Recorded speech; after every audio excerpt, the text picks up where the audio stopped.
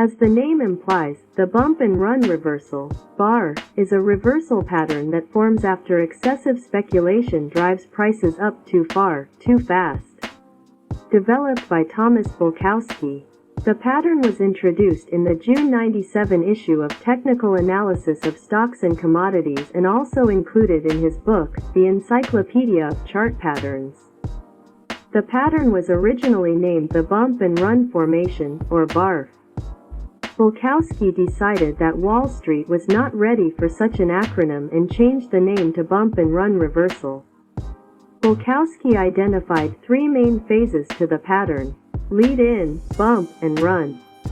We will examine these phases and also look at volume and pattern validation. Lead-in phase. The first part of the pattern is a lead-in phase that can last 1 month or longer and forms the basis from which to draw the trend line. During this phase, prices advance in an orderly manner and there is no excess speculation. The trend line should be moderately steep. If it is too steep, then the ensuing bump is unlikely to be significant enough. If the trend line is not steep enough, then the subsequent trend line break will occur too late. Bulkowski advises that an angle of 30 to 45 degrees is preferable. The size of the angle will depend on the scaling, semi-log or arithmetic, and the size of the chart. It is probably easier to judge the soundness of the trend line with a visual assessment. Bump phase.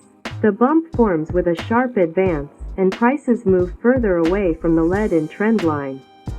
Ideally, the angle of the trend line from the bump's advance should be about 50% greater than the angle of the trend line extending up from the lead-in phase.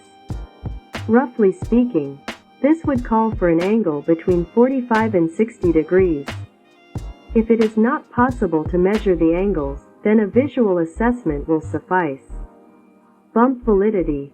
It is important that the bump represent a speculative advance that cannot be sustained for a long time. Bulkowski developed what he calls an arbitrary measuring technique to validate the level of speculation in the bump. The distance from the highest high of the bump to the lead-in trend line should be at least twice the distance from the highest high in the lead-in phase to the lead-in trend line. These distances can be measured by drawing a vertical line from the highest highs to the lead-in trend line. An example is provided in the chart below. Bump rollover. After speculation dies down, prices begin to peak and a top forms.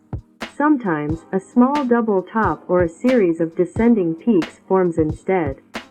Prices begin to decline towards the lead-in trend line, and the right side of the bump forms. Volume. As the stock advances during the lead-in phase, volume is usually average and sometimes low. When the speculative advance begins to form the left side of the bump, volume expands as the advance accelerates. Run phase. The run phase begins when the pattern breaks support from the lead-in trend line. Prices will sometimes hesitate or bounce off the trend line before breaking through. Once the break occurs, the run phase takes over and the decline continues. Support turns resistance. After the trend line is broken, there is sometimes a retracement that tests the newfound resistance level. Potential support turned resistance levels can also be identified from the reaction lows within the bump. The bump and run reversal pattern can be applied to daily, weekly, or monthly charts. As stated above, the pattern is designed to identify speculative advances that are unsustainable for a long period. Because prices rise very fast to form the left side of the bump, the subsequent decline can be just as ferocious.